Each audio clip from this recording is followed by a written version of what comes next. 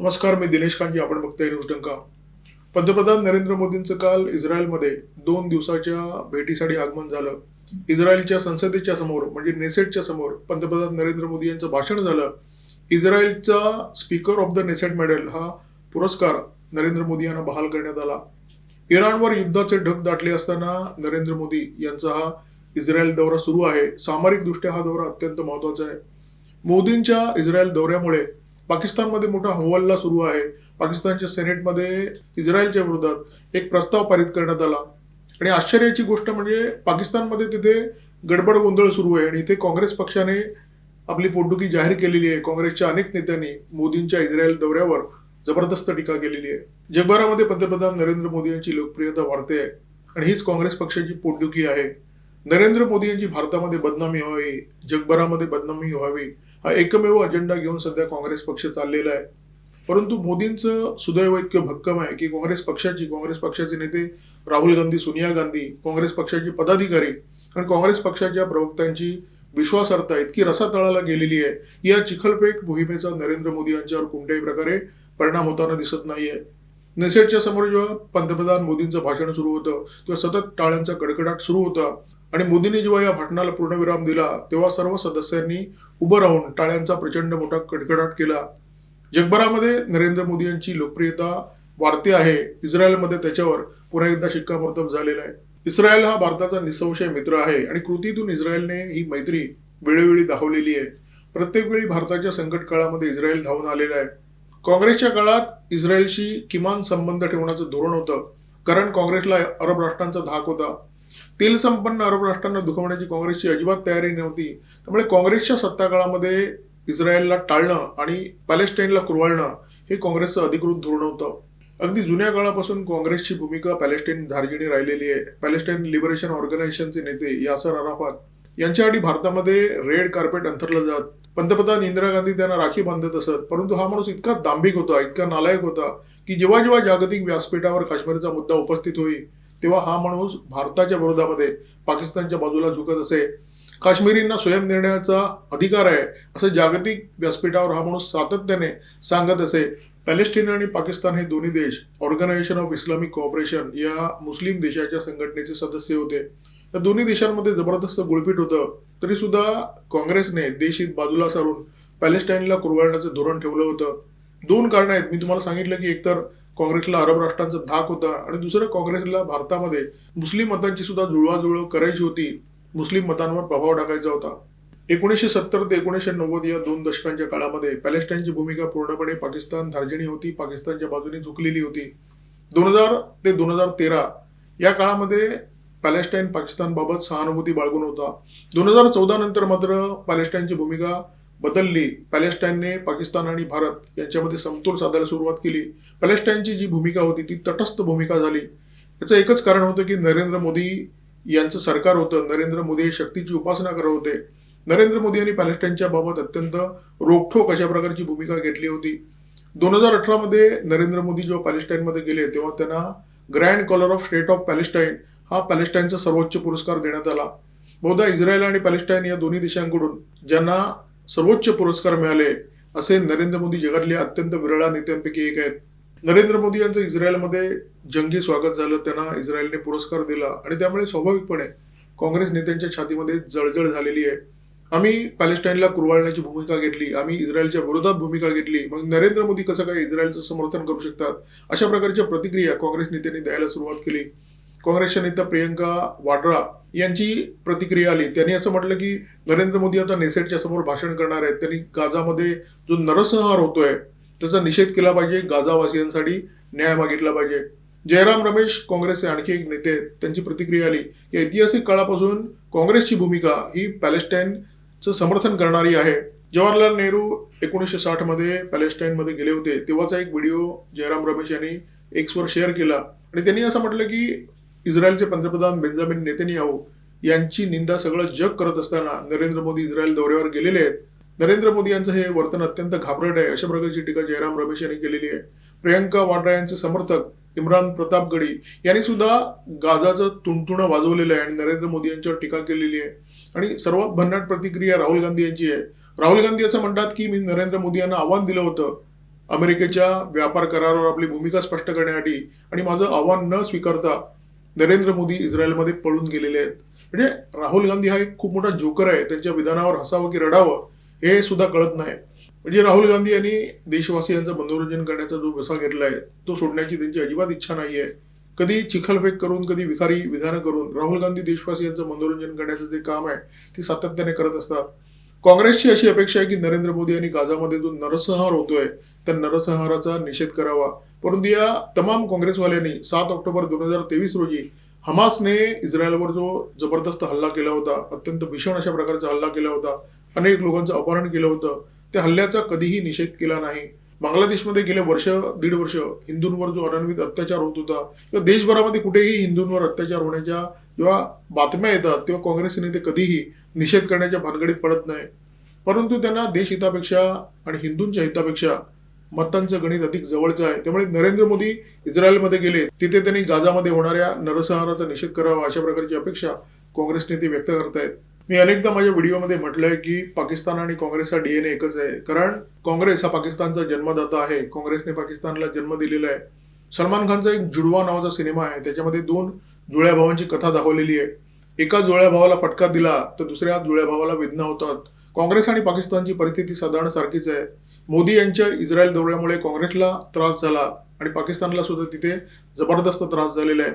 Pakistan people's पार्टीचे एक सदस्य आहेत पलवाशा मोहम्मद झई यांनी पाकिस्तानच्या सेनेटमध्ये एक प्रस्ताव मांडला. हा प्रस्ताव इस्रायलचे पंतप्रधान बेंजामिन नेतन्याहू यांच्या विरोधात होता. पलवाशा मोहम्मद झई यांचं म्हणणं असं आहे की मुस्लिम देशाच्या विरोधात एक आघाडी निर्माण करण्याचा नेतन्याहू यांचा प्रयत्न आहे. याच्यामुळे जागतिक शांतता आणि स्थैर्य धोक्यात आलेलं आहे. गाझामध्ये जो युद्धबंदीचा करार झाला त्या कराराचं इस्रायलकडून सातत्याने उल्लंघन होतं. म्हणून या ठरावाच्या माध्यमातून पाकिस्तानने इस्रायलचा निषेध केलेला आहे. जगातील कट्टरतावादी शिया आणि सुन्नी देशांच्या विरोधात बेंजामिन नेतन्याहू यांनी हेक्झॅगॉन ऑफ अलायन्सेसची घोषणा केलेली आहे. म्हणजे त्यांनी सूतोवाच केलेलं आहे. त्यांच्या अपेक्षेप्रमाणे या अलायन्समध्ये इस्रायल आहेच, त्याशिवाय भारत आहे, मध्य पूर्वेतील काही देश आहेत. टाइम्स ऑफ इस्रायलने ही बातमी दिलेली आहे आणि या बातमीमुळे मुस्लिम देशांमध्ये प्रचंड मोठी खळबळ उडालेली आहे आणि पाकिस्तान जबरदस्त कळवळलेला आहे. इस्रायलच्या संसदेमध्ये म्हणजे नेसेटमध्ये पंतप्रधान नरेंद्र मोदी यांचं जे भाषण झालं ते अत्यंत महत्वपूर्ण भाषण होतं. या भाषणामध्ये नरेंद्र मोदी यांनी दहशतवादाचा निषेध केला. 7 ऑक्टोबर 2023 रोजी इस्रायलवर हमासने जो हल्ला केला होता या हल्ल्यामध्ये जे दुर्दैवी लोक बळी पडले त्यांना मोदींनी श्रद्धांजली अर्पण केली आणि त्यांच्या परिजनांना या भाषणामध्ये नरेंद्र मोदी यांनी सांत्वना दिलेली आहे. या भाषणामध्ये पहिल्यांदा नरेंद्र मोदी यांनी हमासचं नाव घेतलेलं आणि हमासवर जबरदस्त टीका केलेली आहे. कोणत्याही उद्दिष्टासाठी केलेला हिंसाचार हा समर्थनीय नाही अशा प्रकारची उद्घोषणा नरेंद्र मोदी यांनी या भाषणामध्ये केलेली आहे आणि ही गोष्ट अत्यंत महत्वाची आहे. आपल्याला माहिती आहे जेव्हा 7 ऑक्टोबर 2023 रोजी हमासने इस्रायलवर हल्ला केला होता त्यानंतर इस्रायलने भारताकडून अशी अपेक्षा व्यक्त केली होती की भारताने हमासला दहशतवादी संघटना म्हणून जाहीर करावं. परंतु भारताने त्यावेळी त्या मागणीकडे फारसं लक्ष दिलं नाही. परंतु नरेंद्र मोदी यांच्या इस्रायल दौऱ्याच्या दरम्यान हमासने जो हिंसाचार केलाय, हमासने जो दहशतवाद इस्रायलमध्ये केलेला आहे त्या दहशतवादाचं हमासचं नाव घेऊन मोदींनी निषेध केलेला आहे. आणि ही घटना निश्चितपणे अत्यंत महत्वाची घटना आहे. कारण इराणने जे अनेक दहशतवादी गट पाळलेले आहेत त्या दहशतवादी गटांपैकी हमास हा अत्यंत महत्वाचा दहशतवादी गट आहे. बाकी लेबनॉनमध्ये त्यांचे हिजबुल्ला आहेत, येमनमध्ये त्यांनी हुतींना पाळलेलं आहे. इराणने अशा अनेक दहशतवादी गटांना पोचलेलं आहे. भारताने या दहशतवादी गटाच्या विरोधात अत्यंत स्पष्ट आणि रोखठोक अशा प्रकारची भूमिका घेतलेली आहे आणि ती सुद्धा इस्रायलच्या भूमीमध्ये. भारतामध्ये आणि जगभरामध्ये नरेंद्र मोदी यांचं तोंड काळं व्हावं ही राहुल गांधी यांची जबरदस्त इच्छा आहे, तीव्र इच्छा आहे. परंतु नियती त्यांची ही इच्छा पूर्ण करताना दिसत नाहीये आणि ही इच्छा पूर्ण करण्याच्या नादामध्ये राहुल गांधी आणि त्यांचा काँग्रेस पक्ष स्वतः नखशिखांत बरबटलेले दिसतात. इस्रायलमध्ये नरेंद्र मोदी यांना पुरस्कार मिळाला. शिवाय वर्ल्ड लीडर अप्रुव्हल रेटिंगमध्ये नरेंद्र मोदी पुन्हा एकदा अव्वल आलेले आहेत. जगातले सगळ्यात लोकप्रिय नेते ठरलेले आहेत. नरेंद्र मोदी यांचे इंस्टाग्रामवर जवळजवळ 100 दशलक्ष फॉलोअर झालेले आहेत आणि इतक्या मोठ्या संख्येने फॉलोअर झालेले 100 दशलक्षचा आकडा, या आकड्याला स्पर्श करणारे नरेंद्र मोदी पुन्हा एकदा जगातले पहिले नेते ठरलेले आहेत. याचा अर्थ स्पष्ट आहे की नरेंद्र मोदी यांची जगभरामध्ये जी लोकप्रियता आहे ती वाढत चाललेली आहे. जगातला सगळ्यात शक्तिशाली देश कोणता? अमेरिका. अमेरिकेच्या राष्ट्राध्यक्षांना सुद्धा जी लोकप्रियता लाभत नाही ती जगामध्ये नरेंद्र मोदी यांना लाभलेली आहे. नरेंद्र मोदी यांचा इस्रायल दौरा अत्यंत महत्वाचा आहे, ऐतिहासिक आहे. सामरिक दृष्ट्या सुद्धा हा दौरा अत्यंत महत्वाचा आहे. कारण भारताला देण्यासारखं इस्रायलकडे बरंच आहे आणि इस्रायलला भारताची सर्वाधिक गरज आहे. कारण गाझा प्रकरणामुळे इस्रायल जगामध्ये एकाकी पडलेला आहे. आपल्याला आठवत असेल की युरोपातल्या सुद्धा अनेक देशांनी इस्रायलच्या पंतप्रधानांवर म्हणजे नेतन्याहूवर जबरदस्त टीका केली होती. त्याच्यामध्ये फ्रान्स आहे, त्याच्यामध्ये UK आहे. अशा परिस्थितीमध्ये भारतासारखा देश ज्याची प्रतिमा जगभरामध्ये अत्यंत उजळ आहे, नरेंद्र मोदी जे जगातले अत्यंत लोकप्रिय नेते आहेत, असा नेता जर इस्रायलच्या बाजूने उभा राहतो तर इस्रायलला निश्चितपणे ते बळ देणारा आहे. भारताला इस्रायल काय देऊ शकतो? भारताला इस्रायल तंत्रज्ञान देऊ शकतो, AI क्षेत्रामध्ये मदत करू शकतो, संरक्षण सामुग्रीचं तंत्रज्ञान देऊ शकतो, संरक्षण सामुग्रीचं उत्पादन भारतामध्ये होऊ शकतं. इस्रायलने वाळवंटामध्ये कृषीचे प्रयोग केलेले आहेत, अत्यंत यशस्वीपणे केलेले आहेत. भारत हा कृषीप्रधान देश आहे आणि भारताला या तंत्रज्ञानाची सर्वाधिक गरज आहे. या तंत्रज्ञानाची आदानप्रदान जर इस्रायलने भारताबरोबर केली आणि भारताने जर इस्रायलबरोबर सहकार्य केलं तर दोन्ही देशांचे हितसंबंध जपले जाणार आहेत. त्याच्यामुळे हा जो दौरा आहे तो ऐतिहासिक आहे, अत्यंत महत्वाचा आहे. बेंजामिन नेतन्याहू यांनी हेक्झॅगॉन ऑफ अलायन्सेसची घोषणा केलेली आहे. भारताने या घोषणेला अजून प्रतिसाद दिलेला नाहीये. भारताचं जे राजकारण आहे, भारताचं जे परराष्ट्र धोरण आहे, भारत अशा प्रकारच्या आघाड्यांमध्ये विश्वास ठेवत नाही. जेव्हा क्वाडची स्थापना झाली तेव्हा सुद्धा भारताने स्पष्ट केलेलं की क्वाड म्हणजे आशियातलं NATO नाही. म्हणजे भारताने स्पष्ट केलं होतं की ही जी आघाडी आहे क्वाड, ही काही चीनच्या विरोधात उभारलेली आघाडी नाहीये. त्यामुळे भारताचा या आघाडीच्या प्रयोगांवर विश्वास नाहीये. इस्रायलला अजून भारताने प्रतिसाद दिलेला नाहीये, परंतु भारताने संकेत दिलेले आहेत की जर समोर अशा प्रकारची एक आघाडी निर्माण होते आणि त्या आघाडीचा भारताच्या विरोधात काही उपयोग होतो, इस्लामी देशांच्या आघाडीबद्दल मी बोलतोय, सौदी अरेबिया, पाकिस्तान आणि तुर्कीची अशा प्रकारची एक आघाडी निर्माण होते आणि कदाचित कतार सुद्धा त्याच्यामध्ये सहभागी होणार आहे. कालच्या व्हिडिओमध्ये ही माहिती मी आपल्यासमोर ठेवली होती. अशा प्रकारची एखादी इस्लामी देशांची आघाडी निर्माण झाली आणि त्याचा रोख जर भारताच्या विरोधात आहे हे भारताच्या लक्षात आलं तर भारत सुद्धा अशा प्रकारच्या एखाद्या आघाडीमध्ये सहभागी होऊ शकतो. याचे संकेत नरेंद्र मोदी यांनी इस्रायल दौऱ्याच्या निमित्ताने सगळ्या जगाला दिलेले आहेत. भारताचं धोरण पूर्णपणे इस्रायलच्या बाजूने झुकलेलं आहे हे नरेंद्र मोदी यांच्या या दौऱ्यामुळे स्पष्ट होत आहे. कारण नरेंद्र मोदी यांच्यावर ना कोणत्या अरब राष्ट्राचा दबाव आहे, नरेंद्र मोदी यांना आपल्या देशामध्ये मुस्लिम तुष्टीकरणाचं कोणत्याही प्रकारचं राजकारण करायचं आहे. किंबहुना नरेंद्र मोदी यांचं संपूर्ण राजकारण हे मुस्लिम तुष्टीकरणाच्या विरोधात असलेलं राजकारण आहे. नरेंद्र मोदी यांच्या परराष्ट्र धोरणाचं सूत्र एकच आहे, राष्ट्रहित.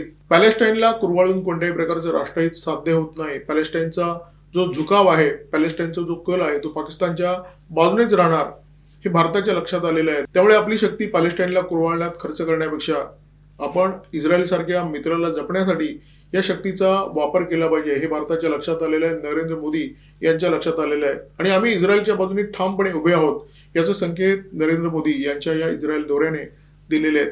गेल्या अनेक वर्षात आपण पाहिलं असेल, देशांतर्गत किंवा देशाच्या बाहेर अशी एखादी गोष्ट होते ज्याच्यामुळे देशहिताला बळ मिळणार आहे, देशाच्या पथ्यावर पडणारी एखादी गोष्ट आहे ज्याच्यामुळे देशाचं काही भलं होणार आहे, अशा गोष्टीचा काँग्रेस पक्ष तात्काळ विरोध करायला लागतो आणि उच्चारावाने विरोध करायला लागतो.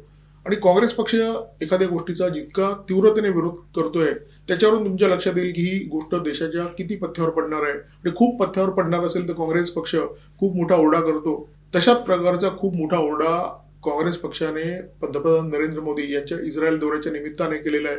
सगळेच नेते बोलत आहेत, मल्लिकार्जुन खरगेंपासून जयराम रमेश यांच्यापर्यंत आणि प्रियंका वाड्रापासून राहुल गांधी यांच्यापर्यंत काँग्रेसचे जे चौचाल प्रवक्ते आहेत म्हणजे रागिनी नायक, सुप्रिया सिने, पवन खेरा वगैरे वगैरे, म्हणजे काँग्रेसचा जो कचरा आहे तो कचरा तर दररोज दुर्गंधी पसरवत असतो.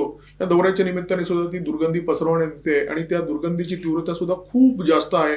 त्याच्यामुळे तुम्ही लक्षात घेऊ शकता की पंतप्रधान मोदींचा हा जो इस्रायल दौरा आहे तो देशाच्या दृष्टीने किती महत्वाचा आहे, देशाच्या हिताला किती बळ देणारा आहे. तर या व्हिडिओमध्ये या दौऱ्याचं महात्म्य आपल्यासमोर ठेवण्याचा प्रयत्न केला. व्हिडिओ जर आवडला असेल तर लाईक करा, शेअर करा, कमेंट बॉक्समध्ये व्यक्त व्हा, सबस्क्राईब करा, न्यूज डंक आणि बेल आयकॉन दाबायला विसरू नका. नमस्कार, धन्यवाद.